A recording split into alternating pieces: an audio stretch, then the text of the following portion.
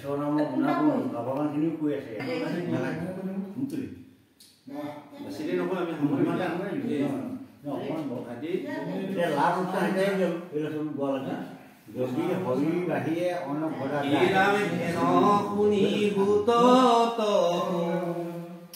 নকে বিনাবন্ত আউৰ কিবা শুকতনি প্ৰতিপুচিলন্ত শুনিতে উৎসুক আছে দুয়ো বৈষ্ণৱৰ যেন ভৈলা সংবাদক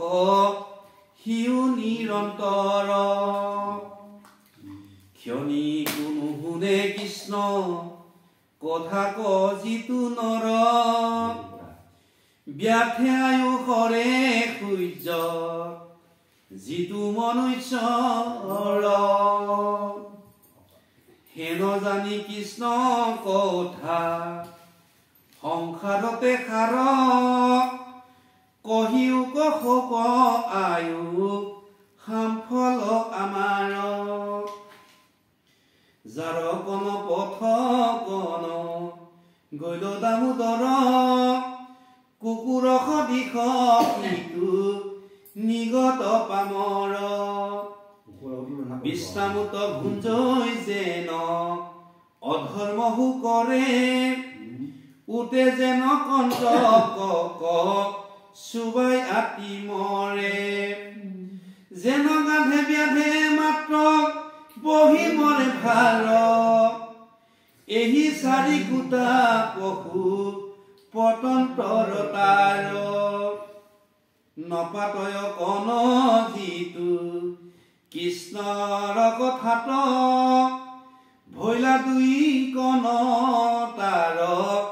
দুই ভীতিগাত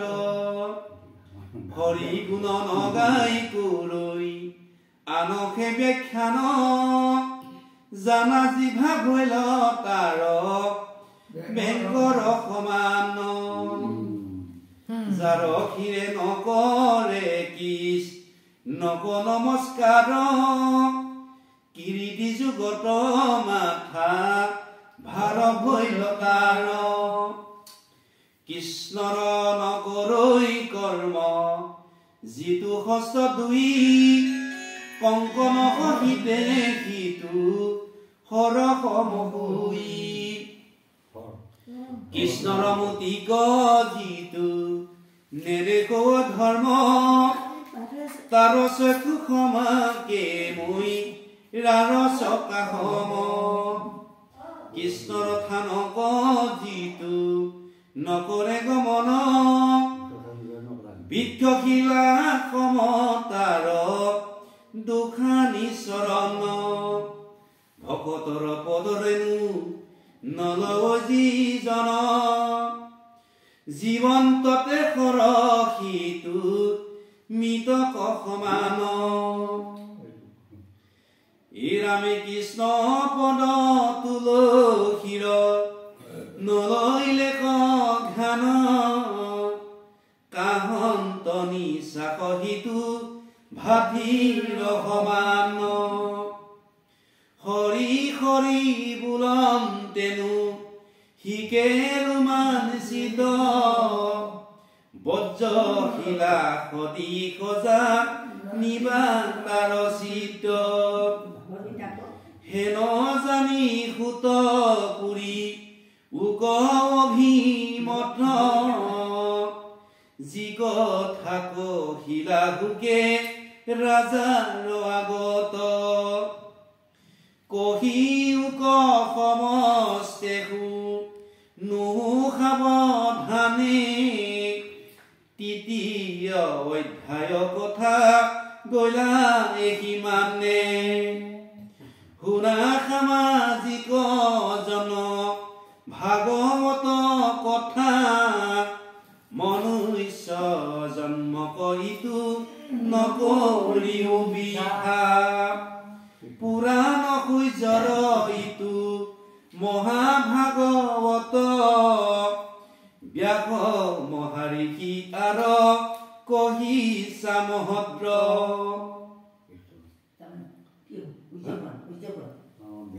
মানে ব্যাসো এই কথা আজি যিটো জন্ম উপলক্ষে আজি ভাগত একেঠা শ্ৰৱণ কৰিম বুলি যিটো মনতে যে ললা এই কথাটোতে আচলতে ভক্তিটো সোমাই আছে 81 বিধ সগুণ ভক্তি দেখুৱাইছে তাৰে 9 বিধ নিগুণ ভক্তি আৰু সেই 9 বিধৰ ভিতৰত 2 বিধ শ্ৰৱণ আৰু কীৰ্তন শ্ৰেষ্ঠ হৈছে এতিয়া এই 2 বিধৰ ভিতৰত আজি শ্ৰৱণ কৰিবৰ কাৰণে আপুনি যদি গৈ থাকে তেতিয়া সামৰিব বেলেগ এটা কথা আজি তুমি বহুত পুণ্য ফলত তোমাৰ মনটো যে এই মনটো যে তুমি যে ভাগৱতৰ কথা চিন্তা কৰিলা যে ভক্তি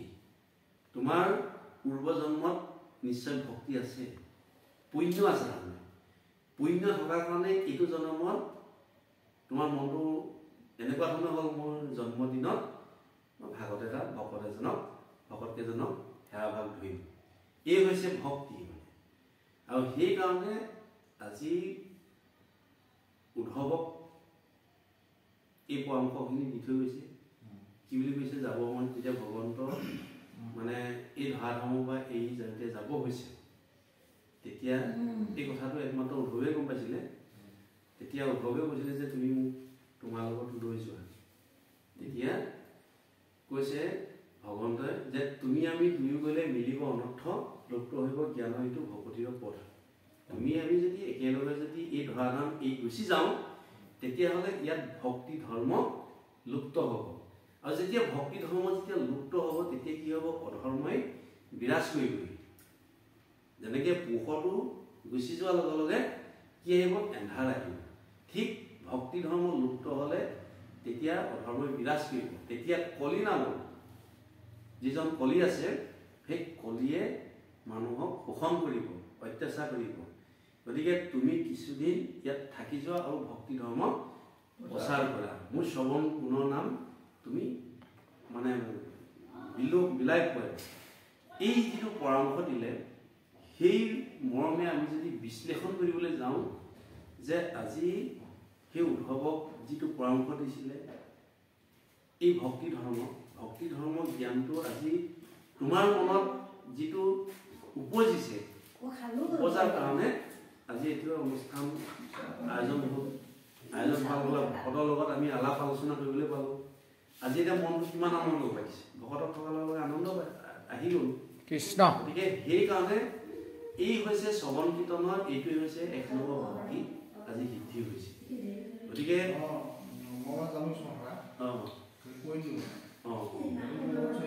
হৈ আছে গতিকে হয় গতিকে এতিয়া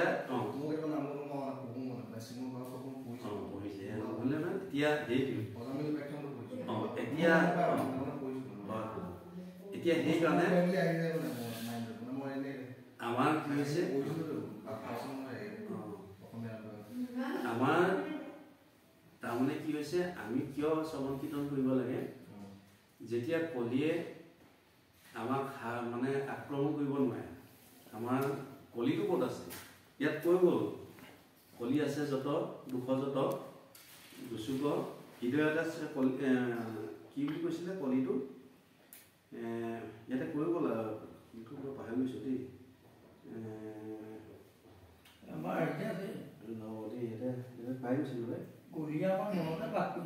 মনতে আছে কলিটো ইয়াতে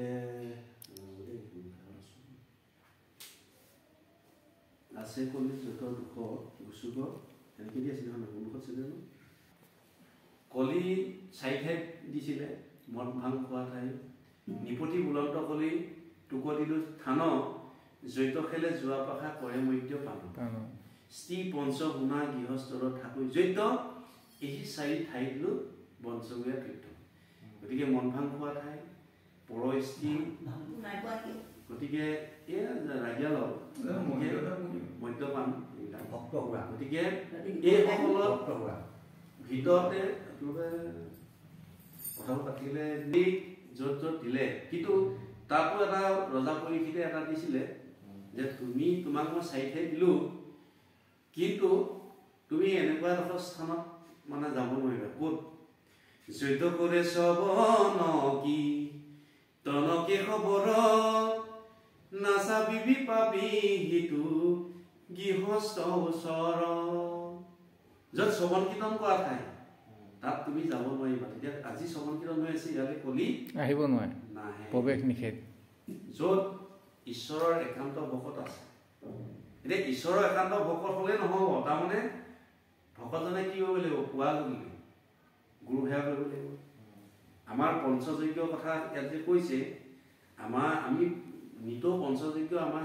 মানে এখনীয়াসকলক হৈ থাকে এক হৈছে ব্ৰহ্মযজ্ঞ আমি যেতিয়া কৃষ্ণ আমি যেতিয়া কৃষ্ণ বিচনাতে যেতিয়া আমি শুই উঠি বিচনাতে কৃষ্ণ আমাৰ এখনীয়া বাপসকলৰ কাৰণে পঞ্চযজ্ঞ নিতৌ হয় এক হৈছে ব্ৰহ্মযজ্ঞ আমি যেতিয়া বিচনাতে সাৰ পালো সাৰ পোৱাৰ লগে লগে তেতিয়া ভগৱন্তক প্ৰাৰ্থনা জনাব বিচনাতে সেয়া হৈছে ব্ৰহ্মযজ্ঞ আৰু বিচনাৰ পৰা নামি আহি গা পা ধুই যেতিয়া গুৰু গৃহত সোমাই ভগৱন্তক সেৱা জনালো সেয়া হৈছে দেৱযজ্ঞ তাৰপিছত আহি গুৰু গৃহৰ পৰা আহি আমি পিতৃ মাতৃক সেৱা ধৰিলোঁ সেই হৈছে পিতৃযজ্ঞ ঘৰলৈ অহা আলহী অতিথিক সেৱা কৰিলোঁ সেইটো নিজজ্ঞ ভূতযজ্ঞ আমি চৰাই চিৰিকটি ইত্যাদি পাৰহনে এইবিলাকক যিবিলাক আমি খুৱাই থাকোঁ সেইটো হৈছে ভূতযজ্ঞ গতিকে আমাৰ নিতৌ হৈ থাকে গতিকে বেলেগকৈ আমি আৰু যজ্ঞ কৰিব নালাগে সেইকাৰণে আমি শ্ৰৱণ কীৰ্তনৰ মাধ্যমেৰে আমি যদি সদায় যদি আজি যদি আমি আমাৰ ঘৰখনত যদি সদায় যদি আপুনি মানে আগতো আপুনি গাইছে বাৰু আমি যেতিয়া ভাগত এক আধা উলিয়াই দিম তেতিয়া বেলেগ মানুহ আচলতে বেয়া হ'ব মানুহ ইয়াত প্ৰৱেশ কৰিবলৈ নাহে কোনোবাই ক'ৰবালৈ লগ ধৰিবলৈ ব'ল পানী অকণ খাওঁ ব'ল কিবা এটা কৰোঁগৈ ব'ল আমুকলৈ যাওঁ এই শব্দবিলাক নাহে আৰু ভাৱবিলাক বেয়ালৈ আহিলেও ইয়াত সোমোৱাৰ লগে লগে সেই ভাৱবিলাকত এই মাৰিবদে এজনলৈ বৰ ভকতে এজনক কথা নহয় যেনেকৈ ভাল ল'ৰা এটাক বেয়া কাম কৰিবলৈ লগ ধৰিব নোৱাৰে ঠিক ভাগত যদি চৰ্চা হৈ থাকে ঘৰখনত তেতিয়া বেলেগে মানে আখৰি নাপায় আৰু তাৰমানে সেয়ে কলি প্ৰৱেশ নিষেধ হ'ব নোৱাৰে গতিকে সোণত দি দিলে এইবিলাক বৰ বেলেগ এটা বস্তু প্ৰক্ৰিয়াটো বেলেগ হোৱাটো গতিকে আমি সেইকাৰণে পুৱা গধূলি শ্ৰৱণ কীৰ্তন কৰিব লাগিব গুৰু সেৱা কৰিব লাগিব জ্যেষ্ঠজনক মান্যতা কৰিব লাগিব তেতিয়াহে পৰ্যায়তে আমি ভক্তি লাভ কৰিব পাৰিম তই হিৰো বৈষ্ণৱ পুত্ৰ বৈলি যাৰ 21 পুৰুষ তেতিয়াহে সেইজনে অসৎপুত্ৰ হ'ব পিতৃৰ কাৰণে তেতিয়া আপুনিও উদ্ধাৰ হ'ল পুত্ৰ উদ্ধাৰ হ'ল আৰু পিতৃও উদ্ধাৰ হ'ল যে কাৰ দেউতাক আমুকৰ দেউতাক বোলে আমুকৰ দেউতাক হয় নাই বাৰু কাৰ পিতাক আমুকৰ পিতাক এই শব্দটো আহিব তেতিয়া সেইটোকে উদ্ধাৰ কৰি গৈছে গতিকে আমি আৰু ঢেৰ কথা আছে এতিয়া কথা বাৰু ভাগৱত সদায় চৰ্চা কৰিবা মন বেয়া হৈ থাকিলে ভাগৱতকে অকণমান পাঠ কৰিবা ঘৰৰ লগত গোটেইকেইটা মাতি আনিবা ভাইকো মাতি আনিবা আমি এটা পঢ়াচোন মাক ক'লা পঢ়াচোন গুৰু সেৱা কৰিলা গতিকে এই গোটেইকেইটা যদি আমি শ্ৰৱণ কীৰ্তন কৰি থাকোঁ তেতিয়াহ'লে আমি পিছৰ জন্মত আমি যেতিয়া বিবাহ হ'ব কি মতে বিবাহ হ'ম আমি বিবাহ কৰিবগৈ লাগিব আমাৰ সতী সন্তান জন্ম দিব লাগিব আমাৰ সতী সন্তানক আকৌ শিকাব লাগিব নহয় আমি সৎপুত্ৰ আমাৰ আকৌ মই ভাল হ'লে নহ'ব নহয় আকৌ মোৰ পিছৰখিনি ভাল কৰিব লাগিব নহয় এতিয়া কেনেকৈ কৰিব লাগিব কি মই ভক্তি ধৰ্মত সেইকাৰণে জীৱনটো মানে দেখাতে যদি আমি ভক্তি ধৰ্মত শৰণীয়া হওঁ তেতিয়াহ'লে আমাৰ সতী সন্তানবিলাকো আমাৰ কি হৈছে শুদ্ধ হ'ব তাৰমানে এই সৎপথলৈ আহিব তাৰমানে কি হৈছে যেনেকৈ পঞ্চগুণা পাপদায় আমাৰ কিছু কাম আছে যেনেকৈ অন্ন ব্ৰহ্ম সাৰ অন্ন ব্ৰহ্ম কৰি আছে জগতত অন্নত আমাৰ 7 ধাতু সৃষ্টি হয় অন্নৰ পৰা ৰস, ৰসৰ পৰা তেজ, তেজৰ পৰা মেদ, মেদৰ পৰা মাংস, মাংসৰ পৰা মজ্জা, মজ্জাৰ পৰা অস্থি, অস্থিৰ পৰা শুক্ৰ। ঈশ্বৰৰ অৰ্পিত শুদ্ধ অন্ন খালে শুদ্ধ শুক্ৰ সৃষ্টি হ'ব আৰু শুদ্ধ সতী সন্তান জন্ম হ'ব। সেইকাৰণে আমি শুদ্ধ অন্ন খাব লাগিব, আমাৰ শুদ্ধ সৎ চিন্তা কৰিব লাগিব। এইখিনি কোৱাৰ পিছতহে আমি আকৌ বিবাহ পাশত যেতিয়া আবদ্ধ হ'ম, তেতিয়া আমাৰ জীৱনবিলাক মানে ইয়াতেই বৈকুণ্ঠ সুখ লাভ কৰিব পাৰিম। কপিলৰ যোগেদি মানে কৈছে, দেৱহূতিক কৈছে যে ইয়াতেই স্বৰ্গ আছে, ইয়াতেই মৰ্ত্য আছে, ইয়াতেই নৰক আছে। এতিয়া বৈকুণ্ঠখন হৈছে নকুণ্ঠা, যাতে কোনো শত্ৰুৱে আক্ৰমণ কৰিব নোৱাৰে, সেইখন হৈছে বৈকুণ্ঠ। আমাৰ এতিয়া ভাগৱতত এইখন দ্বিতীয় বৈকুণ্ঠ বুলি কৈছে। ইয়াত কোনো বেয়া ভাৱ, বেয়া চিন্তা নাই। কিন্তু আমি আকৌ বৈকুণ্ঠ এখন বেলেগ বিচাৰি থাকিলে নহ'ব। স্বৰ্গ মৰ্ত্য, যে স্বৰ্গতলৈ গ'লে হয় পুণ্য ক্ষয় হ'লে দুনাই নৰকত যাব লাগিব। কিন্তু আমি স্বৰ্গ মৰ্ত্য নৰক এইখিনি ভাবি থাকিলে নহ'ব। আমি ইয়াতেই বৈকুণ্ঠৰ সুখ লাভ কৰিব লাগিব। গতিকে কৈছে তুমি যদি ভাল মানুহ যদি হ'ব বিচৰা, তেতিয়াহ'লে তুমি বেয়া মানুহৰ সং ত্যাগ কৰা। মূৰ কথা শুনন্ত কহন্ত, মুত পৰে চিত্ত আনন্ত, আনৰ নেদন্ত। মোৰ বাহিৰে তুমি আন চিন্তা নকৰিবা, মোৰ কথাই তুমি শুনিবা। কপিলে মাকক কৈছে। গতিকে তুমি যদি সাধু হ'ব বিচৰা, তেতিয়াহ'লে তুমি দুষ্ট সং ত্যাগ কৰিবলৈ কৈছে। গতিকে সেই সংগে নিজে যদি সাধুত কৰিত, তেতিয়া মুখ্য দুৱাৰ কয় মুকুত। তুমি যদি মানে বেয়া মানুহ যদি সং ত্যাগ কৰি যদি মোৰ গুণৰ শ্ৰৱণ কৰা, তেতিয়া তুমি মুখ্য দুৱাৰ লাভ কৰিব পাৰিবা। আমি যাব মুখ্য লাভ, গতিকে আমি মুক্তি লাভ, এই লাভটো কৰিব পাৰিম। তেতিয়া আমাৰ কোনোফালে আন্ধা নহয়, চবফালে বোলে আমাৰ যেনেকৈ আমি যদি ঈশ্বৰৰ চৰণত যদি আমি শৰণ ল'লোঁ, দে আশ্ৰয় ল'লোঁ, অভয় চৰণে শৰণ লৈলোঁ এই হৰি নাৰায়ণ, মানৱী জনম সফল কৰিলোঁ এই হৰি নাৰায়ণ, আমি গাই থাকোঁ নহয়। এতিয়া অভয় চৰণত যদি আমি শৰণ লওঁ, শৰণ লোৱাৰ পিছত যদি আমাৰ ঘৰত যেনি তেনি যদি বদনাম থাকে, যেনি তেনি যদি ধাৰ থাকে, তেতিয়া আমি ঢেৰ গুৰু গৃহত যদি আমি সেৱাও কৰি থাকোঁ, তেতিয়াহ'লে আমাৰ জানো অভয় হ'ব জানো? বা কোনোবা ফালে যদি আমি যদি ক'ৰবাত দল লাগি থাকোঁ বা কাজিয়া সূত্ৰে লাগি থাকোঁ, তেতিয়া সেই ৰাস্তাটোত বা আমি গাই থাকিলে হ'ব জানো অভয়? গতিকে আমাৰ কৰ্মও আমাৰ ধৰ্মটো বুজাইছে, মানে দুইফালৰ পৰা দেখুৱাইছে। গতিকে আমাৰ কৰ্মখিনি সৎ হ'ব লাগিব। সৎ কৰ্ম কৰিবলৈ গ'লে সৎ আহাৰ পানী খাব লাগিব। গতিকে এইকেইটাকে আমি কথা ক'লোঁ। গতিকে ঠাণ্ডা বতৰ আমিও যাবগৈ লাগিব নহয়, আৰু বাপজনেও আহিছে বা হ'ব অকণমান এজনে অকণমান দেৰিকৈ আহিছে। গতিকে কিন্তু মহাপুৰুষ গুৰুজনাই কি দেখুৱাইছে? বৈকুণ্ঠ, বৈকুণ্ঠ আমাৰ 7 গুৰু আসনত সিংহাসনত দেখুৱাইছে। চেতবিলাক, সুখবিলাক, পদ্মবিলাক, কনকদণ্ড, নিজাদণ্ড, শেষত গোলোক ধাম।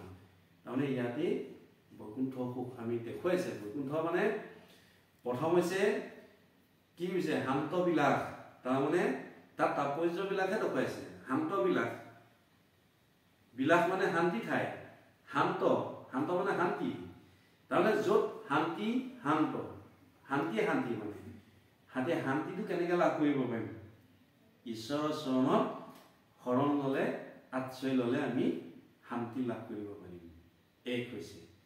2 হৈছে চেতবিলাক। চেত মানে বগা, বগা এটা বিশেষ সত্য প্ৰতীক। গতিকে সত্য আমি সকলোকে শুদ্ধ দেখিব লাগিব। আমাৰ ভাৱনাবিলাক যদি বেয়া থাকে, আমি যদি কোলা চশমাযোৰ পিন্ধোঁ, এই কোলা চশমাযোৰ পিন্ধিলে বেলেগজনক কোলাই দেখিম, ৰঙা পিন্ধিলে ৰঙাই দেখিম, হয় নাই বাৰু? আমাৰ ভাৱনাবিলাক যদি ভাল হয়, শুদ্ধ হয়, তেতিয়া আমি সকলোকে শুদ্ধ দেখিম। সেইটোকে দেখুৱাইছে। এজন দুজন মানে ব্যাখ্যাকাৰে আলোচনা কৰিছে।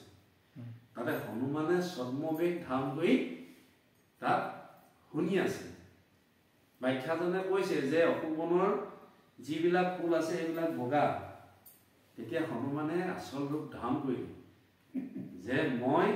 সেই অশোক বনত মই নিজে আছোঁ, ফুলখিনি ৰঙা, এই বুলি কোৱাৰ লগে লগে তেতিয়া ব্যাখ্যাকাৰজনে ক'লে, হে হনুমান, তুমি প্ৰকৃততে আছিলা হয়। যেতিয়া ৰাৱণে সীতাক হৰণ কৰিছিলে তেতিয়া তোমাৰ সেই দৃশ্যটো দেখি তুমি ভ্ৰমকতে তোমাৰ চকু ৰঙা হৈ গৈছিলে গতিকে সকলো তুমি ফুলৰ পৰা ইত্যাদি সকলোকে ৰঙা দেখিছিলা প্ৰকৃতাৰ্থত বগা আছিলে সেইকাৰণে আমাৰ ভ্ৰমবিলাক থাকে না আমাৰ মানুহ এটা যেনেকৈ আপুনি চাব কোনোবা মানুহ এটা শত্ৰু লাগি থাকিলে সেই ভকতৰ মাজতো গৈ পিনি আক্ৰমণ কৰিবলৈ বিচাৰে তাৰমানে সেই ৰূপটো আছেই তাৰমানে ক্ৰোধ ভাৱ ৰূপটো আছেই কোনোবা এজনে কিবা এটা ভাল কাম কৰিলেও সেই ক্ৰোধ থকা মানুহজনে সেই ৰূপটোত তেওঁ বাকী বেয়া গুণকেইটা গাবলৈ লয় কিন্তু ভাল গুণকেইটা তেওঁ কেতিয়াও নাগায় সেইকেইটা তাৰমানে তেওঁ মানুহজনে বেয়া ৰূপটো ভাল থাকিব লাগিব ন আপুনি ভাল বস্তুত ভাল চালন দি ৰাখিব গতিকে দৃষ্টিও ভাগ কৰিছে সেইকাৰণে আমি সেই দ্বিতীয় দুৱাৰখন অতিক্ৰম কৰিব পাৰিম তাৰপিছত আছে পদ্মবিলাক হংসবিলাক হৈছে ৰাজহংস ৰাজহাঁহে যেনেকৈ পানীৰ মাজৰ পৰাও গাখীৰ বাচিব পাৰে সেইকাৰণে আমাৰ এই ভাল গুণটো আমি বাচিব লাগিব কি ভাল বেয়া সত্য অসত্য ন্যায় অন্যায় এই গোটেইকেইটা বাছন কৰি ভালকেইটা লৈ বেয়াকেইটা এৰিব লাগিব তেতিয়া আমি সেইখন দুৱাৰ অতিক্ৰম কৰিব পাৰিম তাৰপিছত আছে পদ্মবিলাক পদুম ফুলৰ যেনেকৈ বোকাতে থাকে কিন্তু বোকাই কেতিয়াও লিপ্ত নহয় ঠিক আমি বিষয়তে আছোঁ আমাৰ বিষয়খন এখন কি বুলি কৈছে আমাৰ এটা কালসৰ্পত যেনেকৈ আমি গাঁতত যেনেকৈ আছোঁ আমাৰ বিষয়ে মানে এনেকুৱা বিষহাৰী গতিকে এনেকুৱাই বিষহাৰী গতিকে এই বিষয়খিনিৰ মাজত থাকিও যাতে বিষয়ে আমাক অতিক্ৰম কৰিব নোৱাৰে তেতিয়া আমি সেই দুৱাৰখন অতিক্ৰম কৰিব পাৰিম শেষত হৈছে গোলোক ধাম গোলোক গো শব্দ হৈছে বেদ লোক হৈছে স্থান য'ত ভগৱন্ত বা মানে জ্ঞানৰ য'ত ভাণ্ডাৰ য'ত ভগৱান থাকে সেই হৈছে গোলোক ধাম গতিকে আমি এই সাতশলপীয়া আসনত আমাৰ যিবিলাক আহি হৈছে তাৰমানে আমাক কৰ্ম অনুসাৰে আমি এই সাতখন দুৱাৰ অতিক্ৰম কৰিব পাৰিম গতিকে সেইকাৰণে আমি ইয়াতে থাকি বৈকুণ্ঠ সুখ লাভ কৰিবলৈ হ'লে তেতিয়া আমি শ্ৰৱণ কীৰ্তন কৰিব লাগিব আমাৰ আচাৰ ব্যৱহাৰখিনি ভাল হ'ব লাগিব গতিকে এইখিনিয়ে আমি ইয়াকে কৈছোঁ আৰু বেছিদিন নকওঁ দেৰি অহা হ'ল দেৰি হৈছে এতিয়া শেষত সামনি মাৰিব কৃষ্ণ